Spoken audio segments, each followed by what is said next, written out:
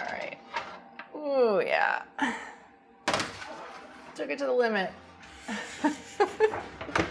Hey everyone, welcome to my home kitchen. This week's Genius recipe is for a pretty classic key lime pie with an emphasis on one very important ingredient. It also happens to make the most forgiving, most stable style of meringue, which is a great thing because it will be delicious even if you mess it up a little bit, just like I think I did. This week's recipe comes from Petra Paredes, who is the author of Pie for Everyone and the owner of Petey's Pie Company in New York City. She also grew up in her family's pie business, Mom's Apple Pie Company in Virginia. We will get the chance to hear from Petra in a little bit, but for now, we need to separate some eggs because this is a pie where the yolks are gonna go into the filling and the whites are gonna whip up fluffy in the meringue. Okay, whites in here.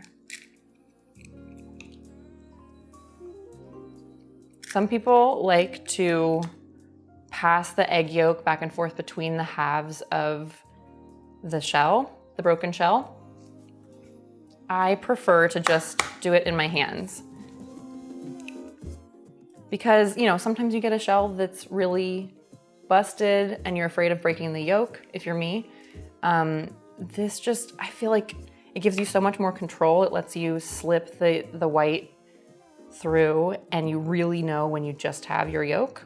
It's very gentle on the yolk, so the most important thing is keeping the yolk from getting into the white, not so much the other direction. So you can really baby your yolk. Also, it's just really fun to get your hands this dirty, I think.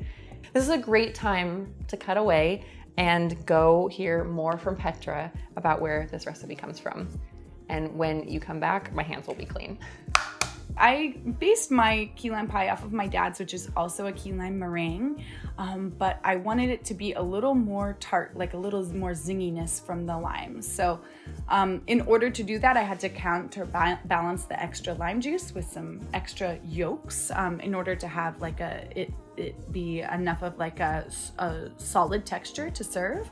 And for the meringue, rather than just plain old meringue, I wanted it to have a nice sort of saltiness, sort of evocative of like a cocktail, like a margarita or something.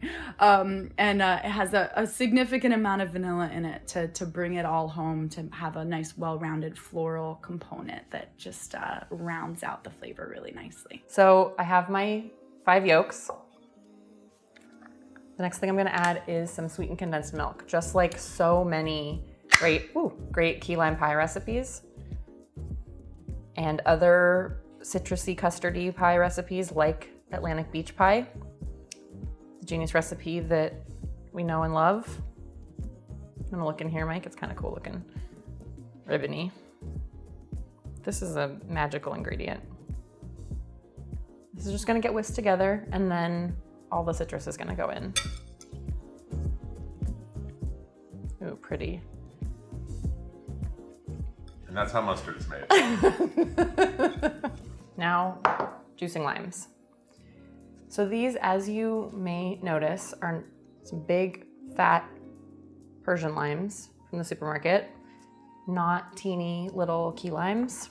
And Petra actually allows for that in her recipe. Sometimes people try to scare you off and say it can't be a key lime pie without key limes. Key limes are those little tiny limes. They're also called pony limes. And it takes a lot of them to get a lot of juice, a significant amount of juice for a key lime pie. I've tried it with both, and I find that it's just as tasty with Persian limes. As long as you're using fresh lime juice, I think that is what is important. And I kind of see key lime pie as more of a style of lime pie rather than absolutely, like a item that absolutely requires key limes. Right, all of that lime juice just goes in. And gets whisked until it's all smoothed out. Okay, Zest. That's how I make parsley mustard. Thanks, Mike. If you want your pie to have a flaky, buttery crust, you should check out the doughs in Petra's book, Pie for Everyone. Or there's also a version on Taste Cooking, which has coconut in it. I really love a graham cracker crust with a key lime style pie. Also, I kind of figured if I was already making filling and meringue, I was gonna take it easy on myself and do a graham cracker crust. So this happens to be the graham cracker crust from Emma LaPerouk's pumpkin cream pie on Food 52 without the ginger. Although the ginger would be good here, sure, I'm sure.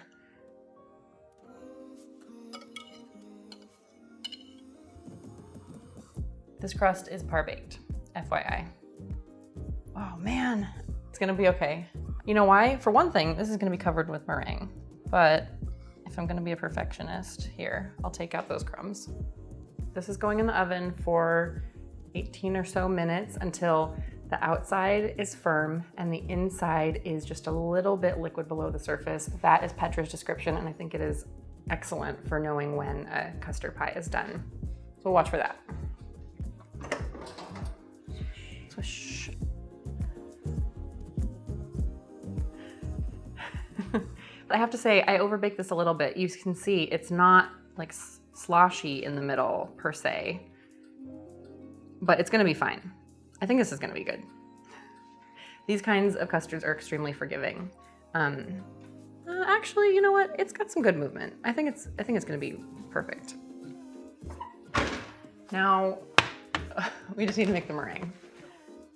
She gets that back pat after all. I did a good job, actually. I'm proud of me.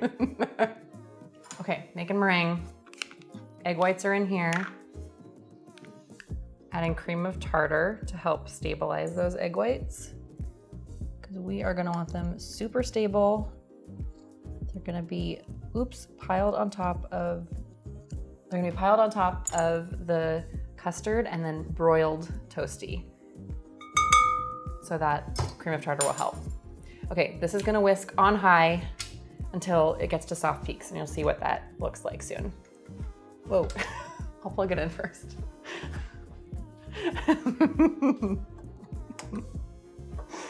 All right. Hard hitting kitchen tips.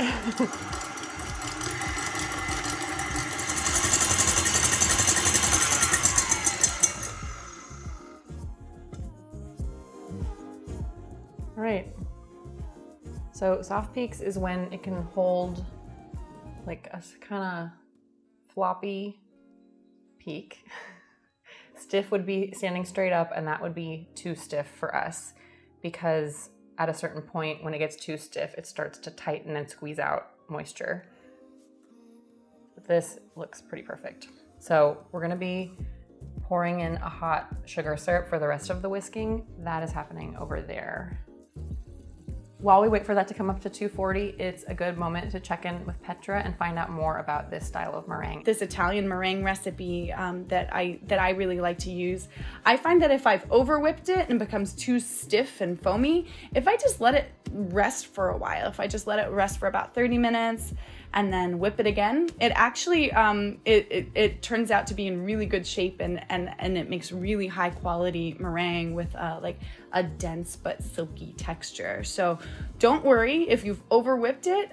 Just chill out and, you know, have a beer, a glass of wine, whatever you want, and then come back to it and whip it again, and it'll actually be a lot more forgiving than you ever expected meringue to be. Oh yeah, I think we're good. That's our strong boil.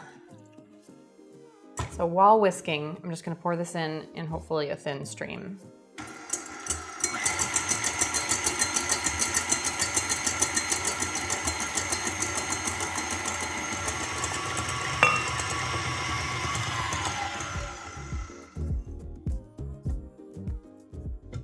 Ooh, it's steamy. Petra says this should look voluminous but still silky, and it should hold the pattern of the whisk as it spins. I think it's doing all of those things. Vanilla and sea salt.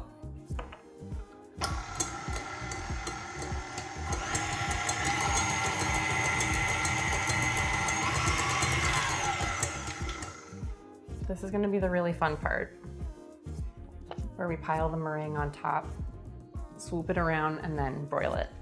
So first we're piling, and then we're swooping, and then we're toasting.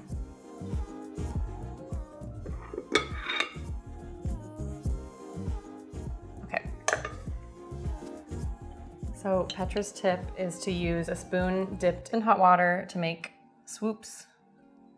All right, I'm gonna toast it. I'm gonna make sure my broiling heat element is 3 to 5 inches from the top part. And I'm putting it on a baking sheet so I can more easily adjust and move it around for toasting. All right. Ooh, yeah. Took it to the limit. So now this handsome thing needs to chill for up to 4 hours. It just needs to be totally cold so that you can slice a clean slice. So I'm gonna chill it, clean all this up, and meet you back here when we can slice into it. I think this meringue is a little bit squatter and kind of stickier than it was when Emily Hanhan, my research associate, tested it. I just compared our photos and mine is definitely lower. Also, when I look at it, it kind of like, the meringue is firm and the bottom is firm, but it kind of slides around. I think this is a classic weeping issue. I did a little research in Shirley Corrier's Bakewise, which is kind of my go-to baking reference guide. She has a tip from Roland Mesnier, who was the executive pastry chef at the White House for 25 years, that if you want to be really, really sure that your meringue and your bottom layer are going to adhere, he sprinkles a little fine layer of cake crumbs to kind of absorb some of that moisture and help them stick together. I think in this case, because I used graham crackers in the crumb, just a really fine dusting of graham crackers would have done the job. And the good thing is, because this was an Italian meringue, it is going to be fully cooked no matter what happened because of that hot sugar syrup, and it is the most stable type of meringue. So even if it's not quite as fluffy and gorgeous, you can still eat it and it will be delicious. So I'm just going to very carefully cut into this. Moment of truth. How's it look? It looks pretty good. All right.